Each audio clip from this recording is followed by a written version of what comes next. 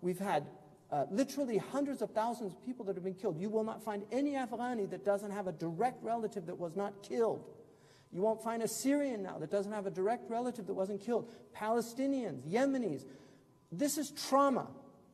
And trauma affects people psychologically. It upsets their human balance, just as people have fitra. And that's why spirituality is never more important than when you have crises.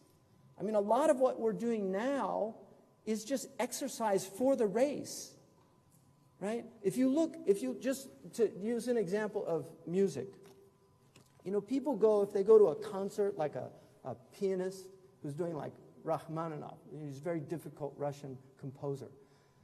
They go and a critic sees this flawless performance. He doesn't see the thousands of hours that that person put in to bring that performance together. When you read the Declaration of Independence, you don't see the years of study, of rhetoric, of grammar, of philosophy that went into that. You don't even, most people have never even seen the rough draft. And just Google rough draft of the Declaration of Independence. It's filled with crossing out, because that peace did not just come from heaven. That's revelation, right? It came from people reviewing it. That's why editors are so important, right? Because editors do that difficult work of taking a rough thing and making it something polished. So that's the nature of life on earth. If you want to perfect something, if you want to be good at something, you have to put in the practice.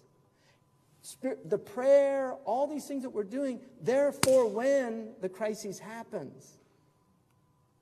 And that's why if when the crisis comes you fall apart, something was wrong with your practice. Right?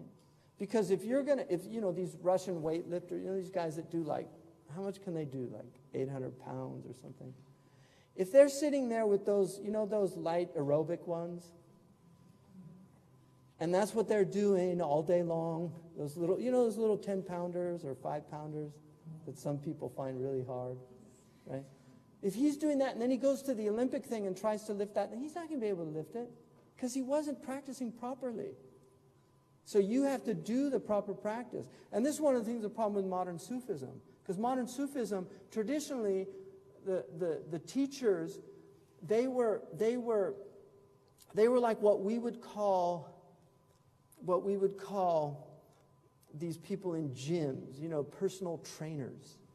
See, like the murshid was just a personal trainer. So if you go to a gym, the personal trainer is going to say, look, when you take this, you have to curl it out like that because you're going to get the best effect. You know, when you do this, you don't want to with your back because you're going to hurt your back. He'll show you all the things just to make sure you don't hurt yourself using this equipment. Or you say, look, I don't want to get bulky, I just want to get toned. Okay, well then you want to use these type of weights because these type of weights, they're going to bulk you up. Right? So that's the personal trainer, right? That's what the spiritual guide was supposed to do. He's supposed to help you train your own soul.